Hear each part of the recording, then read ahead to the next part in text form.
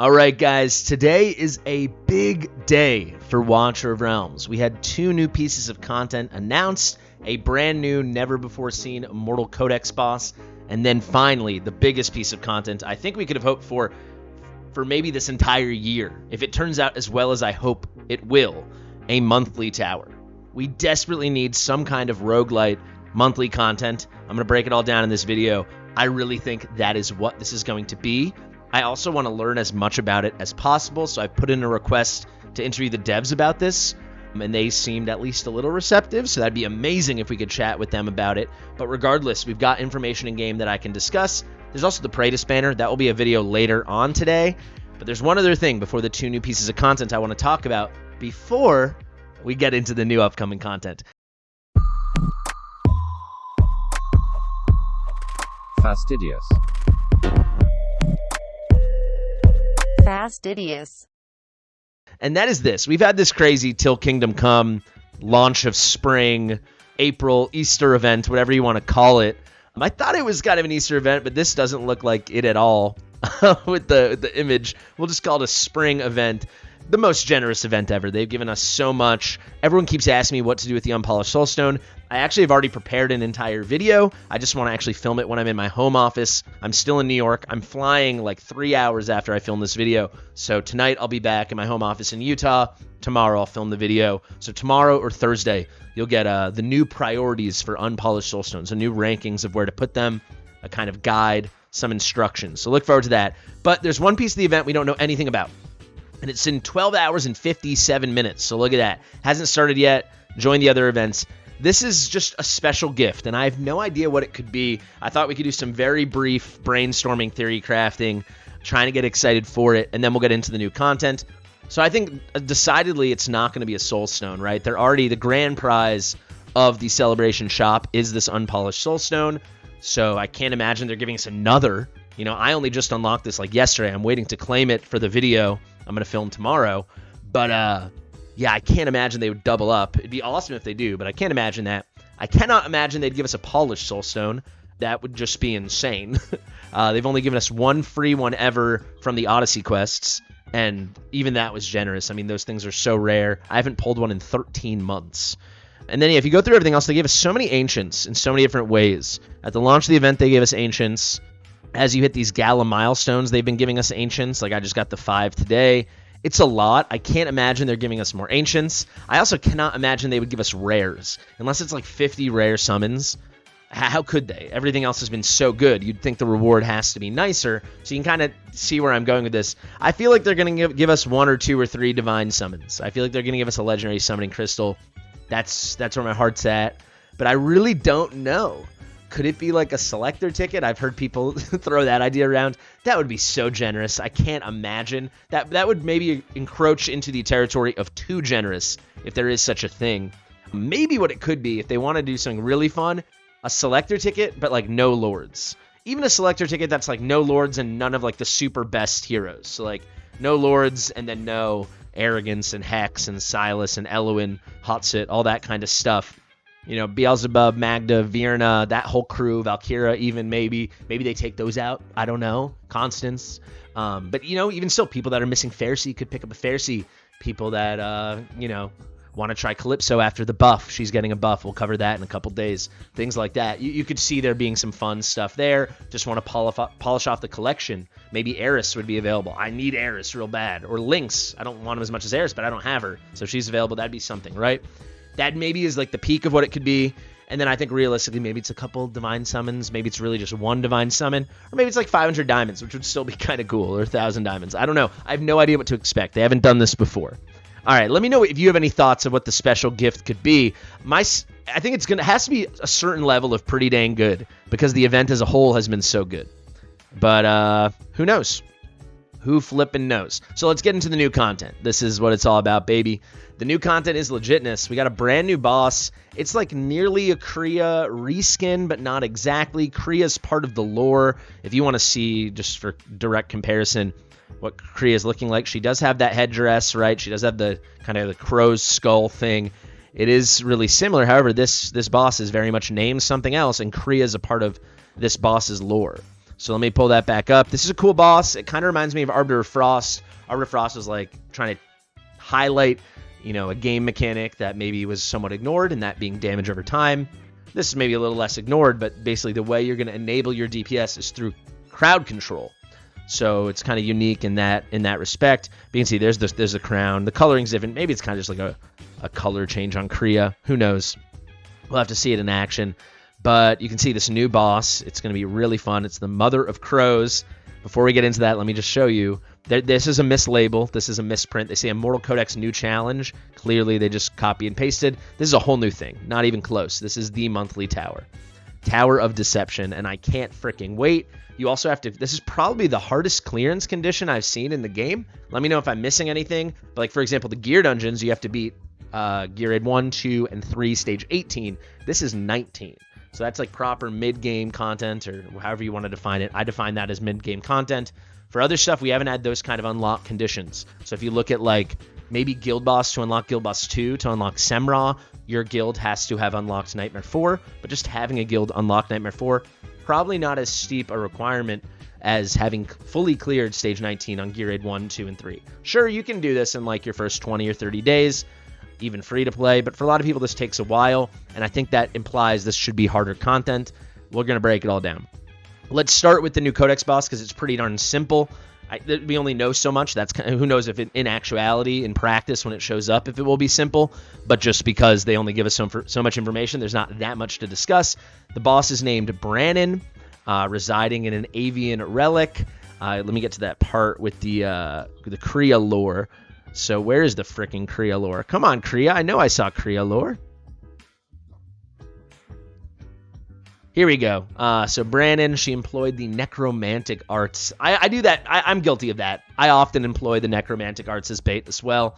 But Brannon did that here, getting her necromantic arts on. She enticed Kriya to wield a cursed artifact and awakened ancient memories through a ritual. Basically, she's got a bunch of crows she's thrown at you. That's kind of thing. She summons these dread crows. They all have different attributes. And when they die, they can grant different buffs and bonuses and things like that. Is there going to be a randomness to that? Can you control which dread crows die so you get the buffs you want? You can see some examples, HP recovery and attack boost. We'll have to see. After all of the dread crows are defeated, that's when she enters the weakened state, and that's when you can really put out some big damage. And now she summons dread crows again. So crowd control effects will reduce their attributes. So it's not just slowing them down, which it will, or stunning them, which it will, or freezing them, which it will. It's also going to have a direct effect when they're crowd controlled. Their attributes are going to drop. Going to depend on the effect type of the crowd control, but maybe also of that kind of dread crow. Maybe what kind of buff it would grant. Will be pretty interesting in practice. There could be a lot of like cool mechanics to this. We just have to see it in action. How do you defeat it? They're giving some examples. They're saying you need platformers, so it sounds like there's no melee or ground tiles, however you want to define those. And they're saying you want crowd control. So here you can see it's kind of interesting. There's a mix of single target crowd control and AoE crowd control. Of this list, the ones jumping out to me are Boreas, Mari, and Maul. If you haven't seen my video from yesterday, you can look out for my video tomorrow and the next day. We're talking a lot about Fenris because he's the newest hero coming to Watcher of Realms. And actually, Fenris over here, he's going to be phenomenal for this fight, without a doubt. All his basic attacks doing slows, his passive doing slows, his ultimate doing knockback, and stuns, long 3-second stun. So he'll be a nice candidate for this as well, if you're interested. But yeah, hard to say because, as is the case with a lot of these Codex stages, which kind of makes them feel a little silly, it's essentially just saying, where's our new content? Where's our new content? Here we go. So it is saying, yeah, you need all this stuff. These are the special mechanics of the stage. Also, you're going to need some nice single target DPS. Right, here you go. Single target DPS heroes to deal higher damage during the weakened state. So this makes me think it's like, yeah, is Silas that good at putting out a lot of hits on the Styx boss, for example, the Lord of Styx, the Zealous boss?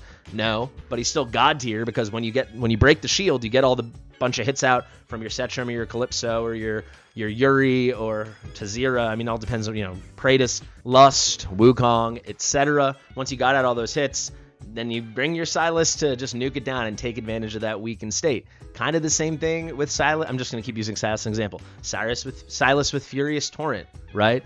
And a lot of content, that's kind of how it goes. Even using Silas in the Healer Codex against the Golem. you just kind of bring him anyway, and then you just ignore the defense and you do a lot of damage. So I hope it's not too much that, maybe it'd be nice if they need single target and they also still need crowd control. So someone like Glacius, someone like Hex, even I guess Lynx is a mix of single target and AoE, but probably more on the single target side. Maybe she's a good candidate. Maybe someone like Ymeric could be really good for this. Pair him with Lynx, get tons of Winter's Bite, and then also a lot of damage from Ymeric. So there could be a lot of cool stuff here. We will have to see. Let's focus on the best part, though. All new feature. Completely new. This is an all new boss, right? That's fun. A new challenge in existing content.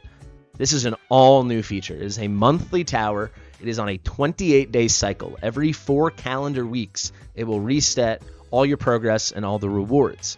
On top of that, there's 3 kinds of stages, and this is kind of typical of monthly towers in the genre. You have your normal progression stages, maybe you have like secret rooms, or here they're calling them hidden chambers, and then you have these bosses. And through that, you can get a whole bunch of things. It should be a lot more resources for your account. And typically with these monthly things, especially in a tower defense, the way I could see it manifesting is there can be a lot of monthly on-the-fly buffs and debuffs, this, that, and the other, that adds a roguelite element to it. So some kind of randomness or choose-your-own-adventure or customization to the whole thing. So I think that could be really, really cool. And you could see it kind of maybe unleashing heroes that have basically been sitting on your bench the whole time, right? Like you could see there being conditions. When we talk about the boss stage and the hidden stage, I'll get into it more. But you could see there being conditions that all of a sudden it's like, oh, I need an esotericist fighter with 3 block. Where's my Yankar? You could see stuff like that happening as you add those restrictions. So the Tower Deception's all new tower climbing content. This challenge is going to consist of common stages, boss stages, hidden chamber stages. The Tower Deception resets every 28 days, every 4 calendar weeks, as I said. Great rewards. So the common stages, these are one-time clearances. There's no conditions, nothing. It's just beat it. Don't let them blow up your portal. Don't let them make it to your side. There's no star rewards. It's just one-time completion. And when you beat it, you'll probably get an epic skill crystal or 100,000 gold or 200 stamina, or you could see maybe when you beat a hard one, it's a legendary skill crystal. I don't know. Just going to be one-time completion rewards. Now you can see with the boss stages, clear a certain number of common stages, so it's probably beat 5 of them or 10 of them or 8 of them in every cycle. Then there's a boss stage that interrupts it, and with these you unlock that boss stage, and then you're going to select challenge modifiers. So this is something that was awesome in Arkanites, if anyone played that, which was another gacha tower defense game. They would do lots of event maps, and you could make it harder for yourself by making the enemy stronger or making yourself weaker or adding restrictions.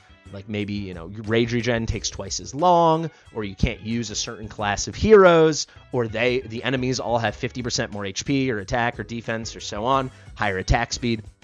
All those cool things. The more of the things to make it harder, the more of those modifiers you select, the more you can earn from the stage. So I'm really curious to see how this manifests. You select these challenge modifiers before you attempt the boss stage, and you earn star rewards. I hope it's not select 2 modifiers for 1 star and 4 for 2 stars and 7 for 3 stars. I hope it's a whole range and a different scaling gradient of how you can add these modifiers. And only the very best accounts, like my account, won't even be able to do it, can do all 20 modifiers. That something like that, or something you have to aspire to. I think that could be really fun. Even if the rewards are only this much better, I think that'd be really cool. So they don't say here if they're one-time rewards or anything like that. So it's possible these are farmable. Then we've got something called a hidden chamber. These unlock along with a boss stage getting unlocked. It requires selecting challenge modifiers and features more complex challenges. So that to me sounds like maybe it's not even a modifier, but it's just cannot use cultists, right? Or, no arbiter heroes or no fighters. You could see those kind of tricky things being introduced to make them really special. And then all of a sudden you have to lean on heroes you're not used to leaning on. Could be really good. If we look at the rewards, I will tell you, these are some awesome things. A little disappointing unless it's a lot, right? So if there's a whole monthly tower, and each month you're getting 6 shards of a mythic artifact essence. So it's going to take 5 tower rotations to get the full 30 shards you need for an actual craft of that item. That kind of sucks. But maybe you're collecting 50 over the month. So that's 1 2/3 of an essence. That could be really good. Who knows how many of these advanced refining crystals. These things are so rare. Even the green ones, the non-ancient ones, These green refining crystals, they are so rare. So if you can be picking up an extra 1 or 2 or 3 or 4 of these a month, then it's all about how much they're giving us, how cool this could be. You can also see they're calling each rotation a season. So these are the rewards just for the season. To me, that's very exciting, and this is kind of where I want to end it, because I would love to see these monthly things have like some kind of theming and specialness to them. So like imagine if this was, the spring showers season of the monthly tower, and like it ended with like a special springtime skin for Vortex or something. I was just thinking water, but you know what I mean. It's special instead of just like, oh, this is the skin. There'd be like temporary theme skins, or maybe there's a special hero that you can only unlock, or you unlock fragments of the hero or shards of the hero, things like that, to make it all special and make it so like there's these like accumulating rewards like this, but then also key unique special moment rewards like of the time. I think that would be really cool too. Even simple things just like you beat this tower avatar or border, but I think it'd be really cool if there was like a special epic that was only available if you completed the first season of the tower. I would like that. I don't know. Let me know what you guys think. I think this tower content, it's not going to be bad. I'd be shocked. But it could be so good it saves the freaking game. For anyone who doesn't know, I also play Raid Shadow Legends, and I've played that game for many years. I only bring it up because I was playing that game before they had their monthly tower, and I remember how the whole game changed with the introduction. It elevated the game to a new height in terms of popularity, in terms of success, and frankly, in terms of fun. This is something that stays fresh for a long, long time, and something you can tell I'm personally extremely excited about, and I've kind of been wanting for well over a year. So I think it's time, and it looks like it's coming. It is already starting in 2 weeks. So here's my promise to you. I've been traveling in New York. I'm going to be back in Utah. I am traveling back to New York at the end of April. But on April 15th, besides making sure my taxes are done, what's up, Mark? How you doing, my friend Mark, viewer of the channel and helping me with my taxes? Besides that, on April 15th, I promise I'll be streaming this the second it comes up. The second I'm free on April 15th, I'll be streaming this because I just can't wait. I think it's going to be so much fun. Let me know your thoughts, guys, in the comment section below. I've been Fastidious. If you like my stuff, please like it. If you want to stay on top of all the news and hear about all this tower stuff as it comes, subscribe to the channel. Thank you for watching, and I'll see you real soon. Bye.